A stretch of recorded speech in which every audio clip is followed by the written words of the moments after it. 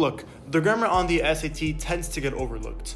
A lot of people think that just because they're fluent in the English language, that means that they're going to get a perfect grammar score. But that's not always the case. See, the SAT grammar section is based off a bunch of grammar rules, and if you don't know these rules, that section can be pretty tough. Pause the video and try this question. Unpause it when you come to an answer.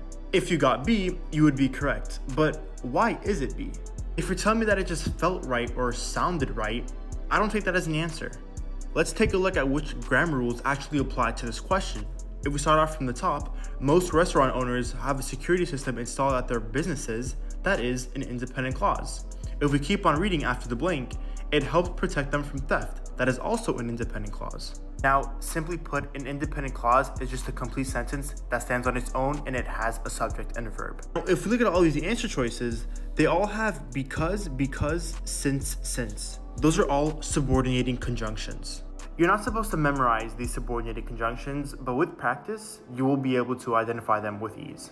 Now, if we add each one of these subordinated conjunctions into this second independent clause, that independent clause will then become a dependent clause. That's a grammar rule you're supposed to know.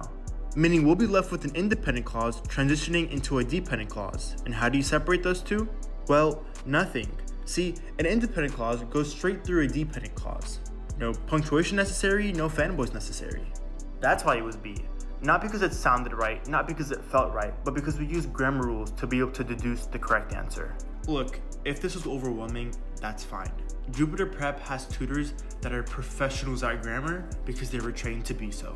They will have a clear schedule for you, be able to teach you every single grammar rule, and be able to apply it on the SAT. Look no further and sign up for a free 30-minute consultation call so we can connect you to one of our tutors. Follow and like for more SAT and grammar content. Till next time.